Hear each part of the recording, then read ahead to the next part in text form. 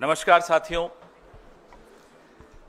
आज हमारे बीच में हमारे वरिष्ठ साथी गुलाम अहमद मीर साहब जो इंचार्ज हैं पश्चिम बंगाल के, हमारे बीच में प्रदेश अध्यक्ष शुभंकर सरकार जी हैं, मैडम का नाम, महिला प्रेसिडेंट हैं हमारी रासू जी पश्चिम बंगाल से, और जो शख्सियत आज हमारे इस बहुत बड़े परिवार में शामिल होने जा रही है वो है पीरजादा खोबैब अमीन। पीरजादा खोबैब अमीन बहुत मशहूर परिवार है, पश्चिम बंगाल का ही नहीं, इनके परिवार का, इनके परदादा के वक्त से जो प्रभाव है वो उड़ीसा में भी है, त्रिपुरा में भी है, पश्चिम बंगाल में तो है ही। और एक जो मुस्लिम पुनर्जागरण जिसको रेनेसां कहते हैं, उसमें इनके परिवार ने जो भूमिका अदा की, जो योगदान रहा, बहुत इतिहास में वो दर्ज है। इनके परदादा हुजूर पीर हजरत रूहुल अमीन जी बहुत किताबें लिख चुके हैं। उनकी कृतियां, उनकी किताबें आज भी लोग पढ़ के उनसे प्रेरणा लेते हैं। तो ये एक ऐसा परिवार है जो समाज में कैसे पढ़ाई लिखाई बढ़ाएं, खास तौर पे मुस्लिम समाज में कैसे उनकी तीमारदारी ठीक हो सके, तो इन्होंने अस्पताल खोले हुए हैं, इन्होंने टेक्निकल इंस्टीट्यूट्स खोले हुए हैं और रिसर्च का काम बहुत ज़्यादा बखूबी करते हैं। अरफ नाम का एक एनजीओ है, अलामा रूहुल अमीन फाउंडेशन, जिसके ये सेक्रेटरी हैं पीरजादा साहब जो हमारे साथ बैठे हैं, खोबैब अमीन जी। और समाज में शांति और सौहार्दता कैसे बनी रहे उसका जीता जागता एक मिसाल अगर कोई है तो इनका परिवार है। बीच में कई जगह जहां समाज में रोष हुआ, आपस में कुछ अनबन हुई, तो इस परिवार ने, पीरजादा साहब ने आगे बढ़कर सड़क पर आकर कैसे शांति स्थापित कराई, लोकल एडमिनिस्ट्रेशन के साथ मिलकर, जिला प्रशासन के साथ मिलकर, वो पूरे देश ने देखा, पूरे पश्चिम बंगाल ने देखा। हम खुशकिस्मत हैं कि राजनीति में, सियासत में जब ये इन्होंने अभी निर्णय लिया कि आएंगे, तो इन्होंने कांग्रेस पार्टी को चुना पश्चिम बंगाल में।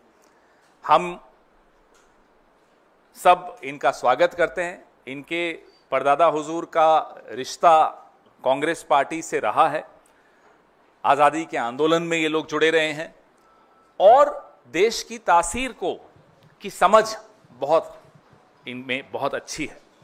मैं कार्यक्रम को आगे बढ़ाते हुए हमारे पश्चिम बंगाल के अध्यक्ष शुभंकर सरकार जी से आग्रह करूंगा, गुजारिश करूंगा कि वो 2 शब्द इनके विषय में बोलें।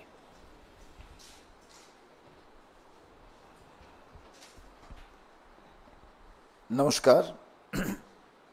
देखिए, आज देश का जो हालत है और बंगाल का जो स्थिति है, इसमें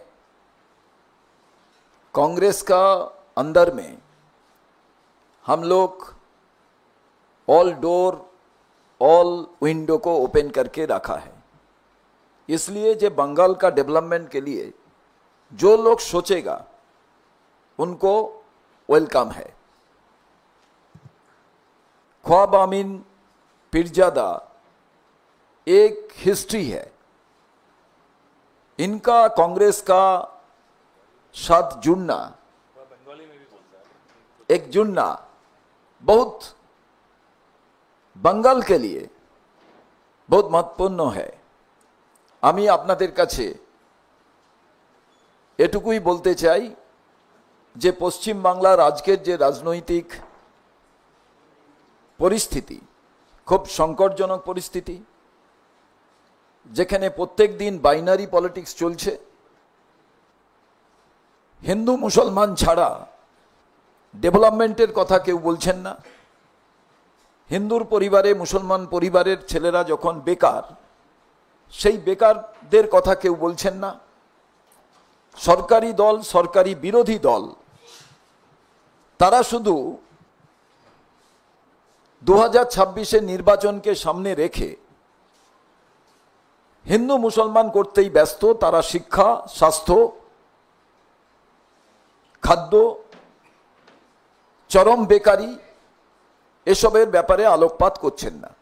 এই সময় আপনারা জানেন যে বসিরহাট, উত্তর 24 পরগনা, ওখানে এই যুবক এক ঐতিহাসিক পরিবার, যাদের সঙ্গে গান্ধী পরিবার, ভারতবর্ষের স্বাধীনতা আন্দোলন সমস্ত কিছু যুক্ত আছে, সেই পরিবারের সদস্য তিনি আজকে পীরজাদা। সবাই তাকে চেনেন। তিনি কোনো রাজনীতির সঙ্গে যুক্ত ছিলেন না, সমাজ কল্যাণমূলক কাজের সঙ্গে যুক্ত ছিলেন। তার সঙ্গে কথা হয়, তিনি মনে করেছেন যে কংগ্রেসের পতাকা, কংগ্রেসের আদর্শ, এবং তার ভালো লেগেছে যে রাহুল গান্ধীর লাগাতার অন্যায়ের বিরুদ্ধে লড়াই করা। তাই মল্লিকার্জুন খড়গে জি আমাদের সভাপতি এবং রাহুল গান্ধী সংবিধান নিয়ে, দলিতদের নিয়ে, আদিবাসীদের নিয়ে, এসটি, এসসি, ওবিসিদের নিয়ে তার যে সংগ্রাম, সেই সংগ্রামকে সামনে রেখে তিনি কিছু কংগ্রেসের কাজ করতে চান। আমাদের জেনারেল সেক্রেটারি গোলাম মোহাম্মদ মীর সাহেব, তার সঙ্গে তিনি কথা বলেন। পশ্চিমবাংলায় বর্তমানে আমাদের কংগ্রেসের কর্মসূচিতে তিনি উদ্বুদ্ধ হন, আকৃষ্ট হন। তিনি মনে করেছেন কংগ্রেসে যোগদান করলেই তবে সংকীর্ণ ধর্মীয় মেরুকরণের বিরুদ্ধে লড়াই করা যাবে। সেই কাজটাকে সামনে রেখে তিনি কংগ্রেসের আদর্শ নীতি মেনে কংগ্রেসের পতাকা, কংগ্রেসের সংবিধান এটাকে গ্রহণ করতে চান। এর মধ্যে দিয়ে ভারতবর্ষের পতাকা এবং তিনি সংবিধানকে রক্ষা করতে চান। আর সেই কারণে মীর সাহেবের সঙ্গে তিনি কথা বলেছিলেন, আমার সঙ্গে কথা বলেছিলেন। আজকে আমাদের নেতা পবন খেরাজি, মহিলা কংগ্রেসের প্রেসিডেন্ট এখানে আছে, রাসু দত্ত। আমরা একটা জিনিস মনে করি, কংগ্রেসের পরিবারের সঙ্গে এই পরিবার এবং ওনার যে বিচারধারা, যে সোচ, কংগ্রেসকে আরো শক্তিশালী করবে। এবং উনি সারা বাংলা জুড়ে, উনি প্রত্যক্ষভাবে এখনই নির্বাচনে অংশগ্রহণ করবেন না, কিন্তু উনি আমাকে বলেছেন এখনই কংগ্রেসের যে কোনো নির্বাচনে কংগ্রেসের প্রার্থীদের জয়লাভ করা দরকার। বিধানসভার ভেতরে কংগ্রেসের প্রতিদ্বন্দ্বী হিসেবে লড়ার পর প্রতিনিধি থাকা দরকার। তার কারণ উনি আমাকে বলছিলেন বিধানসভার ভেতরে কংগ্রেসের প্রতিনিধি না থাকলে শিক্ষায়, স্বাস্থ্যে, বাংলার উন্নয়নে কেমনভাবে আজকে সমস্যার সৃষ্টি হচ্ছে।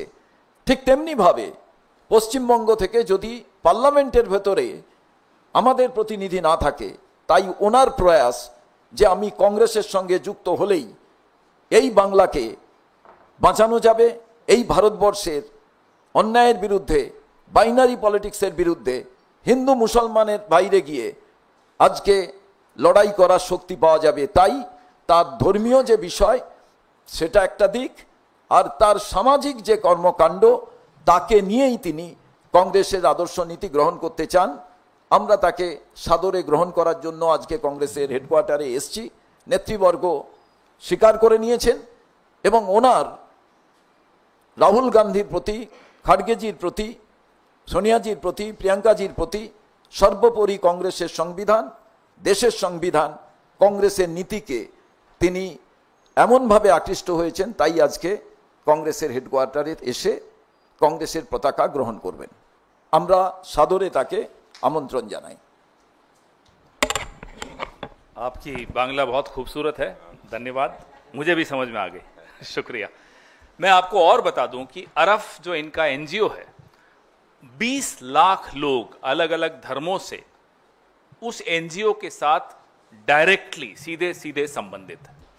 और ये एक ऐसा परिवार है जो पुल का काम करता है। दीवारें खड़ी करते रहें संघ के लोग कितनी भी, पुल बनाने का काम अगर कोई करता है तो ये पीरजादा साहब का परिवार, इनके परदादा हुजूर, इनके अब्बा जान, इन लोगों ने जिस तरह से पुल बनाए हैं समाजों में, धर्मों में, आपस में, वो काबिल तारीफ है। अब मैं गुलाम अहमद मीर साहब से गुजारिश करूंगा कि वो इनका स्वागत करें और स्वागत करने में 2 शब्द अपने भी रखें। थैंक यू पवन जी। हमारे प्रदेश अध्यक्ष शुभंकर सरकार जी, महिला अध्यक्ष रासू जी, और आपके सामने इंट्रोड्यूस किए हुए हमारे पीरजादा खुबैब अमीन साहब। मेरे ख्याल से काफ़ी बेहतर इंट्रोडक्शन पवन खेरा जी ने इनका दिया, सारा बैकग्राउंड आपको बता दिया, प्रदेश अध्यक्ष जी ने वेलकम किया।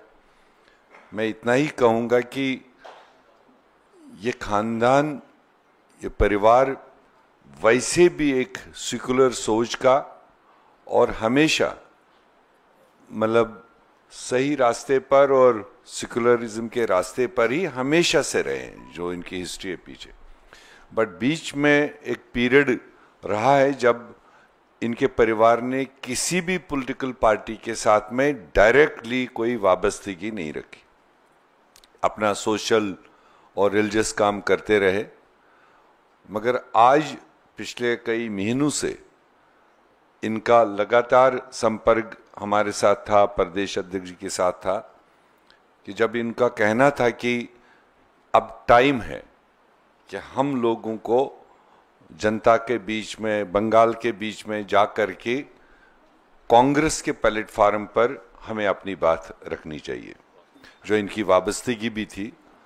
तो इसलिए जैसे शुभंकर जी ने बताया कि आज पूरे देश में और खासकर वेस्ट बंगाल में चुनाव के मद्देनजर किस तरह से दोनों सरकारी पार्टियां सिर्फ पोलराइजेशन पर लगी, न स्टेट की सरकार ये एंगेज कर रही है कि मैंने 15 साल क्या किया, बंगाल के लिए क्या किया, उसका कोई विवरण नहीं देने के लिए तैयार है, न सेंट्रल की गवर्नमेंट बंगाल के लिए क्या किया, कौन से स्कीमें लाई, कौन से नौजवानों को वहां फायदा हुए, उस पर भी कोई वो डिबेट नहीं चाहते हैं, क्योंकि किया नहीं।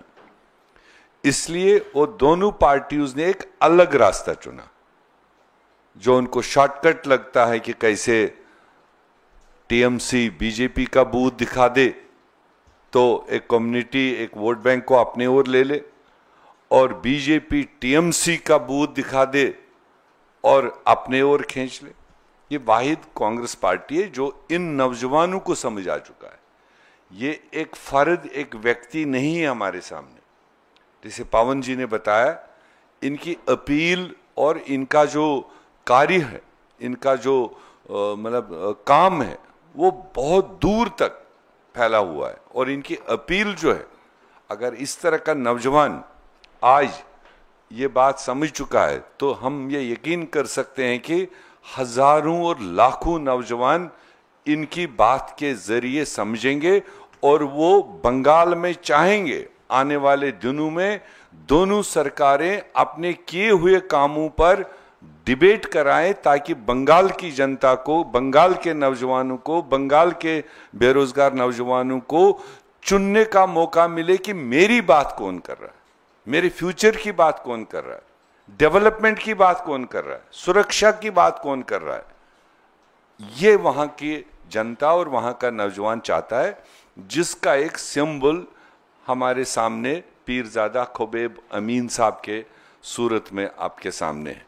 तो इसलिए मैं ज्यादा न कहते हुए कुल हिंद कांग्रेस कमेटी की तरफ से और प्रदेश कांग्रेस ने ऑलरेडी वेलकम किया है, और वहाँ पर और भी जितने हमारे तमाम सीनियर लीडर्स हैं, जब इनका चर्चा चला तो तकरीबन जो सारे स्टेक होल्डर्स हैं उन्होंने यही राय दी कि ये सही वक्त है, ऐसे नौजवानों को हमें कांग्रेस पार्टी पर मौका देना चाहिए, प्लेटफार्म देना चाहिए, ताकि हम अपना मिशन, अपनी जो आने वाली लड़ाई है उसको हम आगे बढ़ा सकें।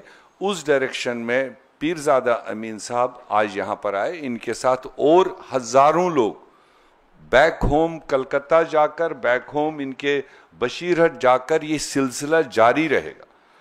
जहाँ तक मेरी समझ है, कि ये नौजवान अपने तरीके से नहीं। और एक बात और क्लियर करना चाहेंगे आपके जरिए, इन्होंने कोई भी इंटरेस्ट हमारे सामने नहीं रखा। नॉर्मली लोग आते हैं, ज्वाइन करते हैं, फिर पहले कहते हैं कि हमारा कौन सा ओहदा मिलेगा, हमें किस जगह पर आप रखोगे, या कल कोई चुनाव आएगा असेंबली का, मुझे लड़ना है, फलानी जगह लड़ना है, या मेरे इतने लोग लड़ना चाहेंगे, उनको कैसे करोगे। ऐसी कोई भी कंडीशन, ऐसी कोई भी बात पीरजादा खुबैब साहब ने पार्टी के सामने नहीं रखी।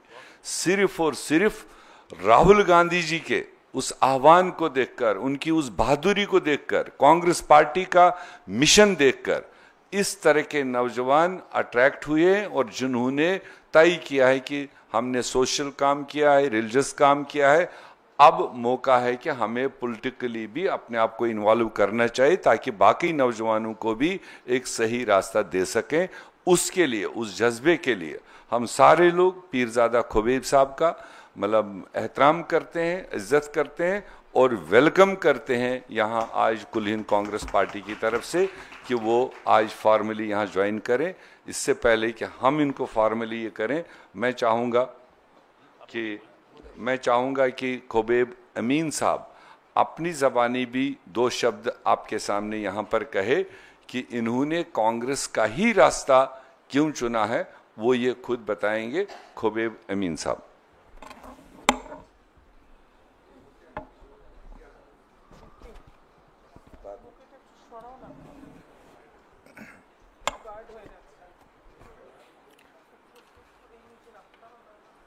Good afternoon. আমি সকলকে সর্বপ্রথম একজন ভারতীয় হিসাবে ভারতকে রক্ষা করতে, সংবিধান রক্ষা করতে আমাদের দায়বদ্ধতা সেদিকে তাকিয়ে আজকে যারা উপস্থিত হয়েছেন আমাদের মধ্যে সিনিয়র লিডার্স পাওয়ানজি সাহেব, আমাদের ওয়েস্ট বেঙ্গল ইনচার্জ গোলাম মীর সাহেবজি, আমাদের ওয়েস্ট বেঙ্গল প্রেসিডেন্ট শ্রী শুভঙ্কর সরকারজি, আমাদের মহিলা প্রেসিডেন্ট রাসুজি, এছাড়াও আজকে এখানে অনেকে বেঙ্গলের নেতৃত্ব আছে, তাদেরকে আমি এবং যারা উপস্থিত হয়েছেন আমার অন্তরস্থল থেকে আমি শুভেচ্ছা ভালোবাসা জানাই। আজ আমি কংগ্রেসে কেন,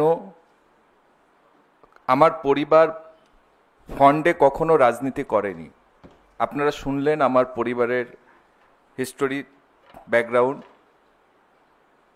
আজ যখন গোটা দেশে মানুষের ওপরে ধর্ম নিয়ে অত্যাচার হচ্ছে, আমার কাছে মনে হয়েছিল আমরা যখন বাংলায় বাস করি, বাংলার যে গভর্নমেন্ট বর্তমানে আছে টিএমসি, তার চিফ মিনিস্টার বাংলাতে দলিত, আদিবাসী, এসসি এসটি, মাইনরিটি তাদেরকে শুধুমাত্র ভোট ব্যাংকে ব্যবহার করে, তাদের উন্নয়ন না করে শুধু একটা ভাতার মাধ্যমে ভোট নেওয়ার পরিকল্পনা দীর্ঘদিন করে এসেছে এবং সেটাই জারি রেখেছে। বাংলায় যখন চাকরিহারারা রাস্তায় শুয়ে থাকে, একটা শিক্ষক, আপনারা নিশ্চয়ই মিডিয়া পার্সন দেখেছেন যে নগ্ন অবস্থায়, অর্ধনগ্ন অবস্থায় কালকে শিক্ষা দপ্তরে বিকাশ ভবনে গিয়ে তারা আন্দোলন করছে। একটা MA pass, BA pass, BEd করা আমাদের ঘরের যুবকেরা, যুবতীরা, তারা শিক্ষা অর্জন করে শিক্ষার প্রয়োগ যেখানে সমাজকে তৈরি করবে সেই স্কুলগুলো বন্ধ হচ্ছে, সেখানে শিক্ষকরা রাস্তায় বসে থাকছে। কিন্তু সেখানে খেলা, মেলা এগুলো রাজ্যের টাকায় হয়ে যাচ্ছে। গোটা দেশে যখন আরএসএস এর দ্বারা এই বিজেপি ধর্ম মেরুকরণের রাজনীতি চালিয়ে যাচ্ছে, কখনো আমরা দেখব যে দেশের ভিতরে হিন্দু মুসলিম ডিভাইডেড করার জন্য কত কি তৈরি করা হচ্ছে। তো দলিত, আদিবাসী, এসসি এসটি তাদেরকে এই বিজেপি সরকার একদম পদতালিত, নির্যাতন করে তাদেরকে নিচে ফেলে রেখেছে। কিন্তু পশ্চিমবাংলায় আমরা এতদিন দেখে এসেছি ধর্ম নিরপেক্ষতা, একটা কথা আমরা বারবার শুনি আমাদের মুখ্যমন্ত্রীর থেকে, কিন্তু তানার এই দলিত, আদিবাসী, সংখ্যালঘুদের বিরুদ্ধে একটা বড় ক্ষোভ। আমরাও তাকে 15 বছর ধরে সাপোর্ট দিয়েছিলাম যে মনে হয় কিছু একটা দলিত আদিবাসী, পিছিয়ে পড়া জাতি, পিছিয়ে পড়া সংখ্যালঘু, তাদের জন্য কিছু হবে। কিন্তু আমরা দিনের শেষে দেখতে পাচ্ছি উনি এই দলিত আদিবাসী সংখ্যালঘু যখন পিছিয়ে পড়ছে, কেন্দ্র সরকারের অত্যাচার যখন নেমে আসছে, সারা দেশব্যাপী যখন একটা ধর্মকে সামনে রেখে এই রাজনৈতিক ব্যবসা তৈরি করা হচ্ছে, সেকুলারিজম শব্দটাকে তুলে দেওয়া হচ্ছে, তখন আমাদের বাংলার দিদিমণি মুখে এক কথাই বলছে, পিছনে উনি আরএসএস এর পরিকল্পনাকে বাস্তবায়ন করে সমাজে সেই রূপরেখা তৈরি করছে। এটা স্পষ্ট। কিছুদিন আগে মুর্শিদাবাদে একটা দাঙ্গা হয়েছিল, রাইট হয়েছিল, যে মুর্শিদাবাদে মুখ্যমন্ত্রী বলেছিল কংগ্রেস নাকি ওখানে দাঙ্গাটা লাগিয়েছে। ফার্স্ট ওনার বক্তব্য ছিল এটা। পরবর্তীতে দেখা গেল যে তদন্ত কমিটি বলছে দাঙ্গাটা তৃণমূল বাদিয়েছে। কেন? যদি পশ্চিমবাংলার ধর্ম মেরুকরণ দেখানো যায় যে বিজেপি মুসলমান মারছে, মুসলমান হিন্দু মারছে, তাহলে ভোটটা করতে সুবিধা হবে, সংখ্যালঘুদের ভোটটা ধরে রাখা যাবে, মাইনরিটিদেরকে ক্যাপচার করে আমাকে ক্ষমতায় থাকতে হবে। পশ্চিমবাংলার একটা রূপরেখা মুখ্যমন্ত্রী তৈরি করেছে। আজকে আমাদের দাবি, আজকে আমার এই কংগ্রেস পরিবারের সঙ্গে যুক্ত হওয়ার মূল উদ্দেশ্য হচ্ছে, আমি আজকে সমাজের যুবকদের আইকন, কোটি কোটি যুবকরা যুবতীরা যাকে ফলো করে, তিনি হচ্ছেন শ্রী রাহুল গান্ধীজি, যার নেতৃত্ব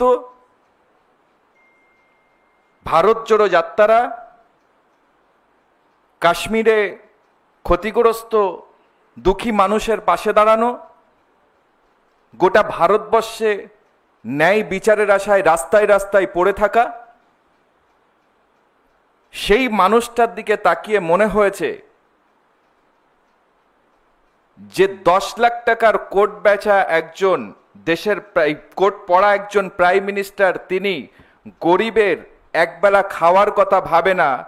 তিনি কাশ্মীরে যুদ্ধ লাগিয়ে পাকিস্তানের সঙ্গে তিনি মনে করলেন, আমরা চাই পাকিস্তান যদি আমাদের দিকে তাকায়, আমরা ভারতবর্ষের সংখ্যালঘু হিসাবে, এটা আমি আজকে এখান থেকে আরএসএস বিজেপিকেও বার্তা দিতে চাই, ভারতবর্ষের আমরা যারা মুসলিম, আমাদের পরিবারও দেশ স্বাধীনের জন্য রক্ত দিয়েছে। আমার grandfather he is freedom fighter. তো আজকে আমরা টুপি মাথায় দিয়ে বলছি, পাকিস্তান যদি ভারতে চোখ তুলে তাকায়, আরএসএস বিজেপির যাওয়া লাগবে না, আমাদেরকে সুযোগ করে দিক, আমরা গিয়ে পাকিস্তান উড়িয়ে দেব। কেননা আমার দেশ আগে, আমি দেশে বাঁচবো, তারপর ধর্ম করব। ধর্ম যেমন আমার মৌলিক অধিকার, দেশে বেঁচে থাকার অধিকারও আমার আছে। তো সেই সংবিধানকে ধর্মের দ্বারা ভাগ করার চেষ্টা যারা করছে, রাহুল গান্ধী আজ সেখানে রুখে দাঁড়িয়েছে। আমরা যখন বেকারত্ব বাড়ছে, কাজ নেই, সমাজে অর্থনীতি ভেঙে পড়েছে, তখন এরা ধর্ম মেরুকরণের রাজনীতি করছে।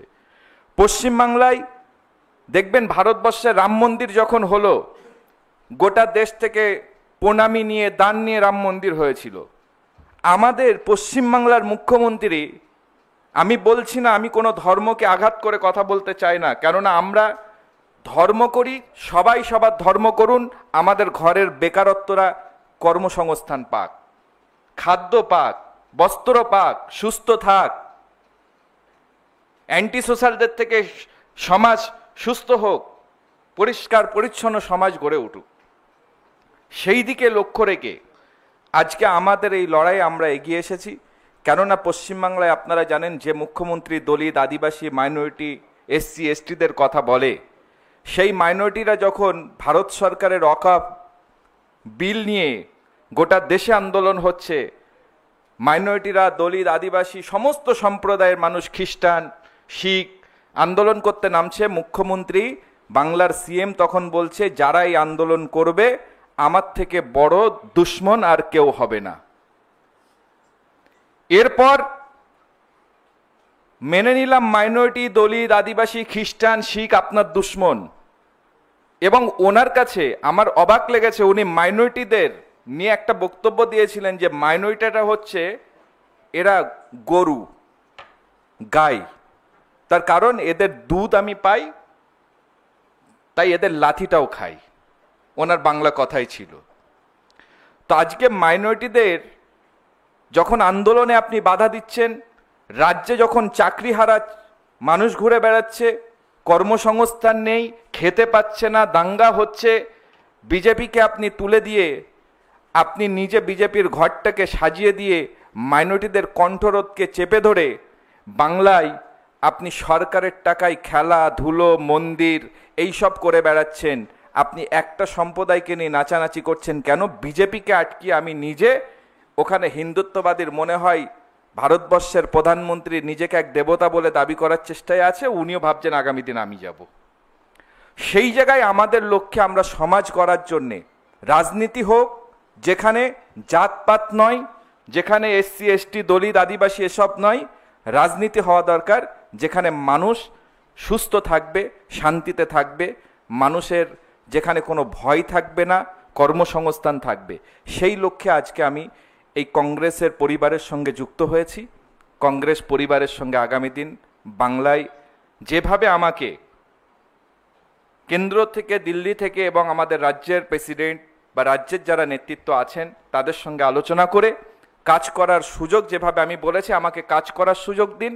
আমরা চাই বাংলাকে সুস্থ করতে, বাংলা শান্তিপূর্ণ সম্প্রীতির বাংলা হোক, যে বাংলা দেশকে পথ দেখিয়েছে, স্বাধীনতার পথ দেখিয়েছে, যে কারণে আমি বাংলার আজকে একটা অ্যালফাবেট আপনারা দেখছেন, আমি বাংলার ঐতিহ্য নিয়ে এখানে বসেছি।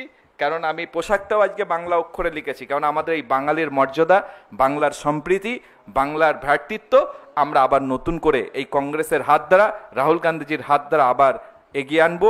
বাংলার প্রতিটা যুবকদের, যুবতীদের, বেকারত্বদের, আমার যারা বড় আছেন প্রত্যেককে আমি আহ্বান করব, আপনারা আসুন আমাদের এই হাত শক্ত করে ফ্যাসিবাদী সরকারের বিরুদ্ধে আমাদের লড়াইকে আমরা এগিয়ে নিয়ে যাব।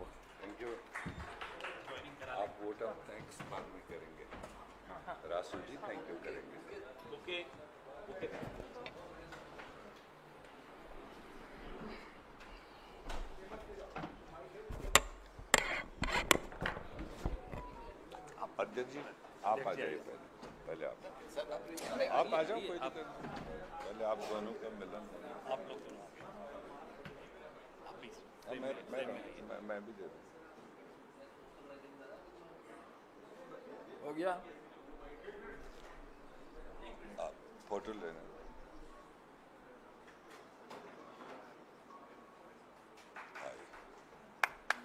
वो मफलर डाल दो उनको।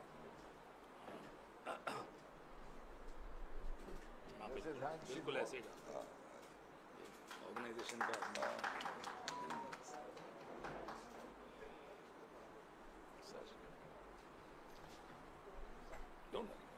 आइए, आप आइए पवन जी। शुक्रिया।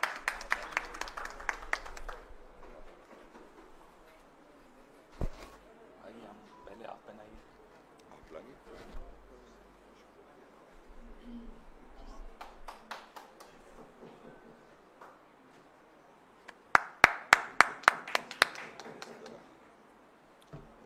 कौन करेगा? Vote of thanks Rasu ji. Rasu ji, ये हटा दीजिए। पहले आप ये दे दो। Welcome to Congress family.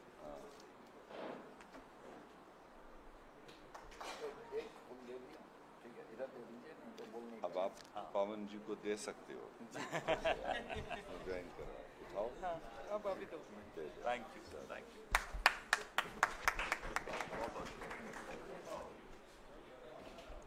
अब आप थैंक यू करिए प्रेस को भी।